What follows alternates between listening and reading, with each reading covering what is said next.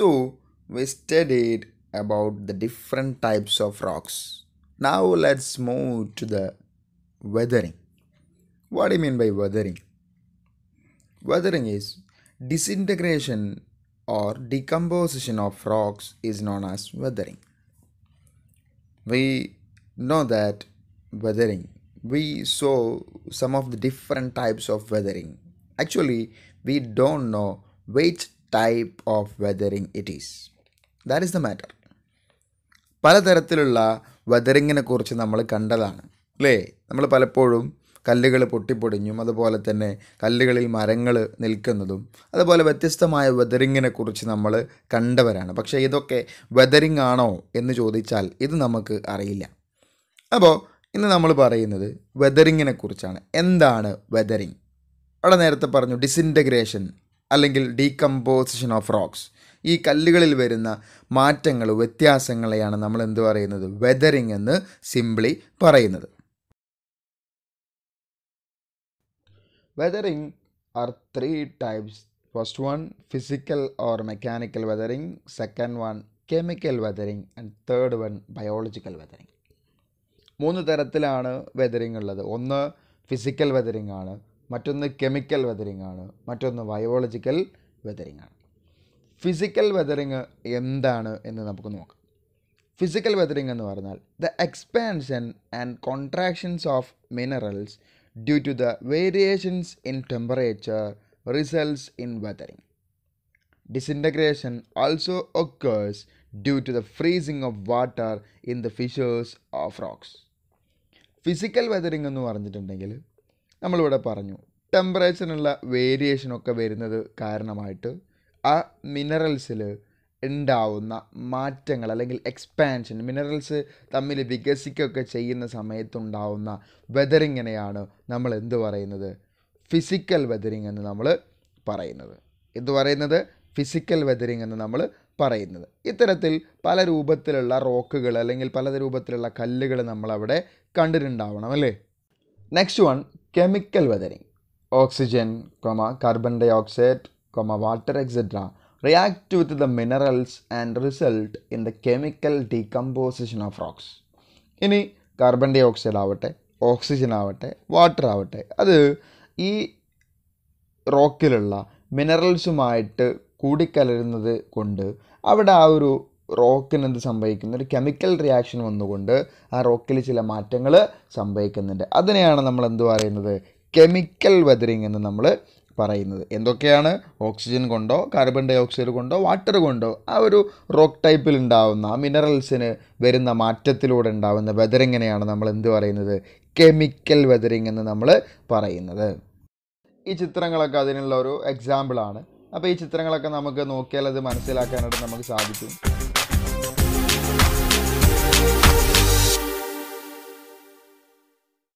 Third type weathering, that is biological weathering.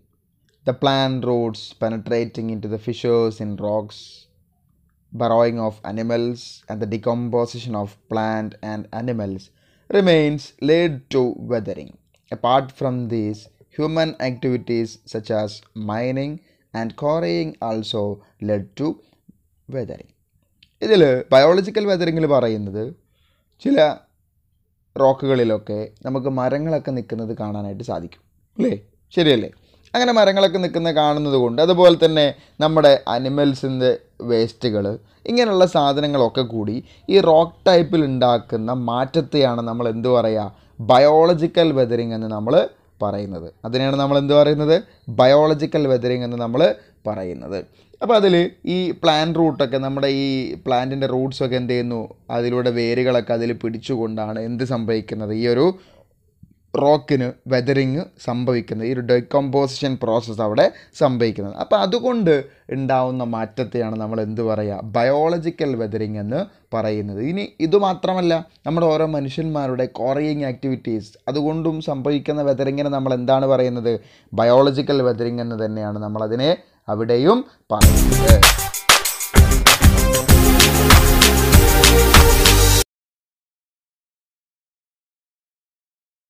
നമ്മൾ ഓരോ മനുഷ്യന്മാരും ചെയ്യുന്ന ഒരുപാട് പ്രവർത്തനങ്ങളാണ് നമുക്കിവിടെ കാണാൻ കഴിയുന്നത് അല്ലേ. കോറിയിങ് ആണ്, അതുപോലെ തന്നെ എന്താണ് ഓവർ ഇറിഗേഷൻ ആണ്, അതേപോലെ തന്നെ എന്താണ് ഫില്ലിങ് നമുക്കിവിടെ കാണുന്നുണ്ട്. ഇത്തരത്തിൽ വ്യത്യസ്തമായ ഒരുപാട് കാര്യങ്ങൾ നമ്മൾ ചെയ്യുന്നത് കൊണ്ട് സംഭവിക്കുന്ന വെതറിങ് ഉണ്ട് എന്ന് നമ്മൾ നേരത്തെ പറഞ്ഞു.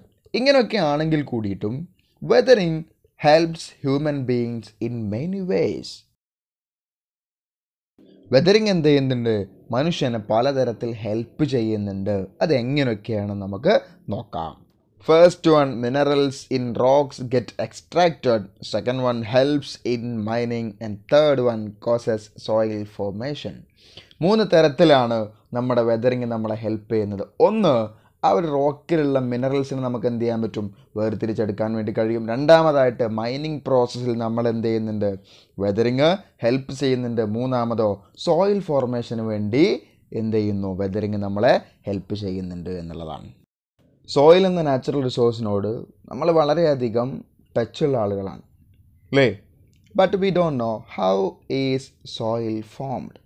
എങ്ങനെയാണ് സോയിൽ ഫോം ചെയ്യുന്നത് എന്നുള്ളതിനെക്കുറിച്ച് നമുക്ക് വലിയൊരു ഐഡിയ ഇല്ല.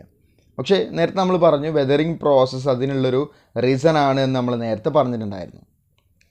So the soil is formed by prolonged process like weathering of rocks and decomposition of organic matter.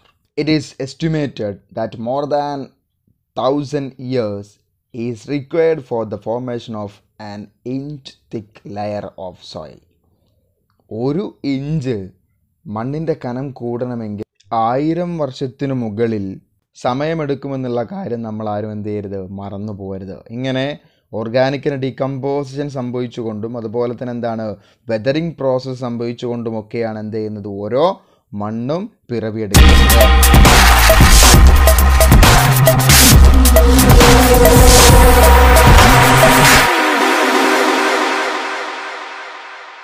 These are the factors influencing the soil formation. First one, climate.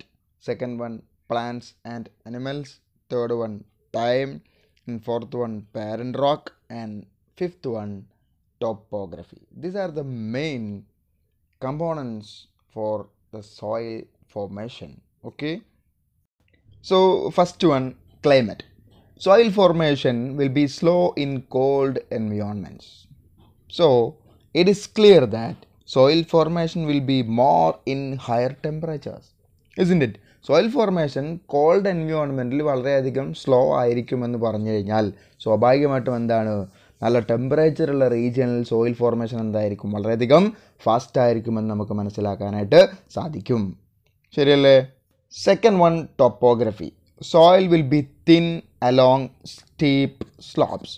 So it is clear that slightly inclined regions are favorable background for the formation of the soil. Soil will be thin along steep slopes. നല്ല ചെരിവുള്ള സ്ഥലങ്ങളിൽ വളരെ തിന്നായിട്ട് മാത്രമേ എന്തുണ്ടാവുള്ളൂ? Soil formation നടക്കുള്ളൂ എന്നുള്ളത് പറഞ്ഞു കഴിഞ്ഞാൽ അത്രയൊന്നും steep അല്ലാത്ത സ്ഥലങ്ങളിൽ എന്തായിരിക്കും? കുറച്ചുകൂടെ കൂടുതലായിട്ട് സോയിൽ ഫോർമേഷന് നല്ല ഒരു ബാക്ക്ഗ്രൗണ്ടാണ് എന്ത് ഫോർമേഷൻ ചെയ്യാൻ വേണ്ടി നല്ലൊരു ബാക്ക്ഗ്രൗണ്ടാണ് നമുക്ക് എന്ത് ചെയ്യാൻ പറ്റും? മനസ്സിലാക്കാനായിട്ട് സാധിക്കും. One, plants and animals. The acid formed as a result of the decaying of plants and animals cause weathering of rocks. നമ്മൾ നേരത്തെ ബയോളജിക്കൽ വെതറിങ്ങിനെ കുറിച്ച് നമ്മൾ പറഞ്ഞതാണ് അല്ലേ. ആ സമയത്ത് പറഞ്ഞ സെയിം റീസൺ ആണ്. നമ്മുടെ ഈ പ്ലാന്റ്സും അതുപോലെ തന്നെ അനിമൽസും ഒക്കെ ഡീക്കേയിങ് ആവുന്ന സമയത്ത് എന്ന് പറഞ്ഞാൽ അതിന് കേടുപാടുകൾ സംഭവിക്കുന്ന സമയത്ത് ഫോം ചെയ്യുന്ന ഒരു അസിഡിറ്റി അത് ഈ റോക്കുകളുടെ വെതറിങ്ങിന് എന്ത് ചെയ്യുന്നു? കാരണമാവുന്നു. അങ്ങനെ റോക്കുകളുടെ വെതറിങ്ങിന് കാരണമാവുന്നത് സ്വാഭാവികമായിട്ടും എന്ത് ചെയ്യും? അത് എന്തിലേക്ക് വഴിവെക്കും? ഈ ഒരു സോയിൽ ഫോർമേഷൻ ഏറ്റവും പ്രധാനപ്പെട്ട ഒരു കാരണമായിട്ട് അത് എന്ത് ചെയ്യുന്നു? മാറുന്നു എന്നുള്ള കാര്യമാണ് നമുക്ക് എന്ത് ചെയ്യാനുള്ള അവിടെ പറയാനുള്ളത്. Fourth one, parent rock. The minerals in the soil and the structure of the soil depend on the rock from which it is formed. എന്ന് പറഞ്ഞാൽ നമ്മുടെ ഈ ഒരു സോയിലിൽ ഉണ്ടാവുന്ന മിനറൽസും അതുപോലെ തന്നെ ആ ഒരു സോയിലിൻ്റെ സ്ട്രക്ചറും എന്ന് പറയുന്നത് അത് ഏത് റോക്കിൽ നിന്നാണോ ഫോം ചെയ്തു വന്നത് അതിനനുസരിച്ച് കൊണ്ടിരിക്കും എന്നുള്ള കാര്യമാണ് എന്ത് ചെയ്യുന്നത് അവിടെ പറയുന്നത്. അതിനോട് ചേർത്ത് പറയാൻ പറ്റിയ പോയിൻ്റാണ് എന്ത്? Character of parent rock will influence the formation of soil അല്ലേ. നമ്മുടെ ആ ഒരു പാരൻ്റ് റോക്കിൻ്റെ ആ ഒരു ക്യാരക്ടർ എന്ത് ചെയ്യുന്നു, ഈ ഒരു സോയിൽ ഫോർമേഷനെ ഇൻഫ്ലുവൻസ് ചെയ്യുന്നു എന്നുള്ളതും കൂടെ നമുക്ക് എന്ത് ചെയ്യാൻ പറ്റും, അവിടെ പറയാനായിട്ട് സാധ്യമാകുമെന്നുള്ളതാണ്. The last point, that is time. The thickness and structure of soil depends on the time taken for its formation. ഒരു സംശയമല്ല അല്ലേ. എന്ന് പറഞ്ഞാൽ അതിൻ്റെ തിക്നെസ്സും അതുപോലെ തന്നെ സോയിലിൻ്റെ സ്ട്രക്ചറും ഡിപ്പെൻഡ് ചെയ്യുന്നത് എന്തുകൊണ്ടാണ്, എത്ര സമയമെടുത്തിട്ടാണ് ആ ഒരു സോയിൽ ഫോം ചെയ്തത് എന്നുള്ളതിനെ അടിസ്ഥാനപ്പെടുത്തിയായിരിക്കും ഉണ്ടാവുക അല്ലേ. ശരിയല്ലേ. അതോടൊപ്പം തന്നെ ആഡ് ചെയ്യാൻ കഴിയുന്ന ഒരു പോയിൻ്റാണ്, it requires more than 100 years four the formation of an inch thick layer of soil. നമ്മൾ നേരത്തെ പറഞ്ഞതാണ് 100 കണക്കിന് വർഷങ്ങൾ എടുക്കുമെന്ത് ഒരു ഇഞ്ച് തിക്നെസ് ആ ഒരു സോയിൽ ഫോർമേഷന് വേണ്ടി എന്ന് നമ്മൾ നേരത്തെ പറഞ്ഞതാണ്.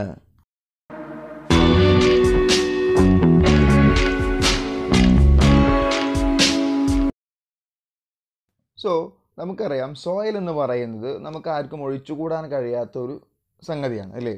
സോയിൽ ഇല്ലാതെ നമുക്ക് എന്ത് ചെയ്യാൻ കഴിയില്ല, ഈ ഒരു ഭൂമിയിൽ നമുക്ക് ജീവിക്കാൻ നമുക്ക് കഴിയുകയില്ല. സോ നമുക്കറിയാം that the green plants absorb nutrients from the soil and prepare food with the help of sunlight. Humans and other animals consume these plants.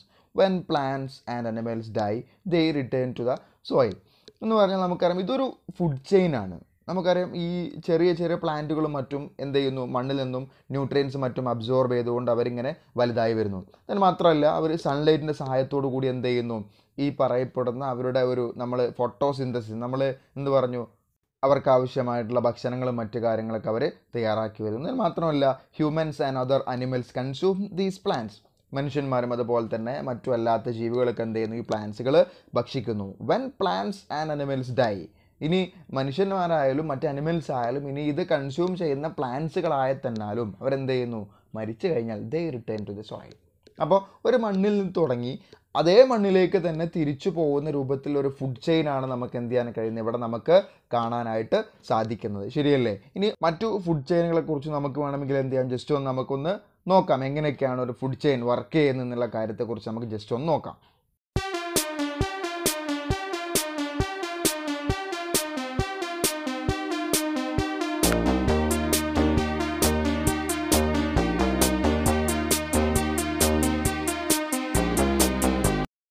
പലതരത്തിലുള്ള യൂസസ്, ആ ഒരു സോയിൽ കൊണ്ടുള്ള യൂസസ് ആണ് നമ്മളിവിടെ എന്തായിട്ടുള്ളത് പറഞ്ഞിട്ടുള്ളത്. ഓക്കെ,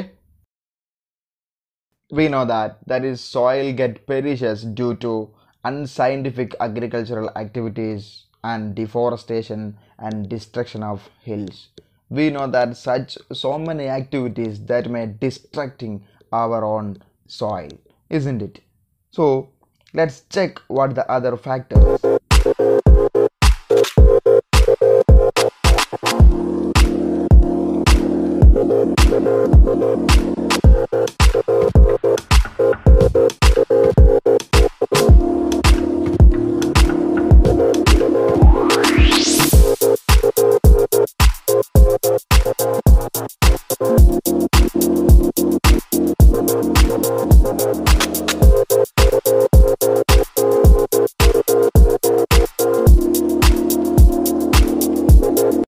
സോ നമ്മൾ ഒരു സോയിൽ ഫോം ചെയ്യണമെങ്കിൽ ഒരുപാട് വർഷങ്ങൾ എടുക്കുമെന്നുള്ള കാര്യമൊക്കെ നമ്മൾ പഠിച്ചു.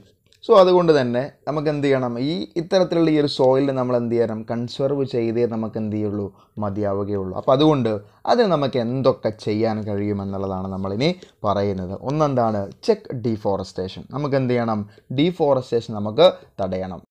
Next one, crop rotation. നമുക്ക് എന്ത് ചെയ്യുക, ഒരു സ്ഥലത്ത് തന്നെ ഒന്നിൽ കൂടുതൽ ക്രോപ്പുകൾ നമുക്ക് എന്ത് ചെയ്യാൻ പറ്റും, റൊട്ടേറ്റ് ചെയ്ത് ചെയ്യാനായിട്ട് നമുക്ക് സാധിക്കും. ദെൻ അതുപോലെ തന്നെ terrace farming along hill slopes. നമ്മുടെ ഇങ്ങനെ കുത്തനെ ചെരിവുള്ള മേഖലകളിലൊക്കെ നമുക്ക് എന്ത് ചെയ്യാൻ പറ്റും, ഇങ്ങനെ തട്ടുകളാക്കി നമുക്ക് ഫാമിങ് നടത്താൻ വേണ്ടി കഴിയും. Then next one, construction of cheque dams. എന്ത് ചെയ്യാൻ പറ്റും നമുക്ക്, നമ്മൾ പലപ്പോഴും പല സ്ഥലങ്ങളിൽ നമ്മൾ കാണാറുണ്ട് ചെക്ക് ഡാമുകൾ അല്ലേ, എന്ന് പറഞ്ഞാൽ തടയണകൾ ഉള്ളതായിട്ട് നമുക്ക് എന്ത് ചെയ്യാൻ കഴിയുന്നുണ്ട്, കാണാനായിട്ട് നമുക്ക് സാധിക്കുന്നുണ്ട് എന്നുള്ളതാണ്. അപ്പോൾ ഇങ്ങനെയൊക്കെ നമുക്ക് എന്ത് ചെയ്യാൻ പറ്റും, നമ്മുടെ ഈ പറയപ്പെടുന്ന സോയിലിനെ നമുക്ക് എന്ത് ചെയ്യാൻ പറ്റും, ഒരു പരിധിവരെ നമുക്ക് നല്ല രൂപത്തിൽ മുന്നോട്ട് കൊണ്ടുപോകാനായിട്ട് നമുക്ക് എന്ത് ചെയ്യും സാധിക്കുമെന്നുള്ളതാണ്. അപ്പോൾ ഇനി സോയിലിനെ നമുക്ക് എന്താണ് സംരക്ഷിക്കാൻ വേണ്ടിയിട്ട് വേൾഡ് സോയിൽ ഡേ ആയിട്ട് December 15th എന്ത് ചെയ്യുന്നത് നമ്മൾ ആചരിക്കുന്നത്. സോ നമുക്ക് എന്ത് ചെയ്യാം, നല്ല രൂപത്തിൽ ഈ ഒരു സോയിലിനെ നമുക്ക് കൺസേർവ് ചെയ്യാം. Let us conserve soil today and for ever. Okay.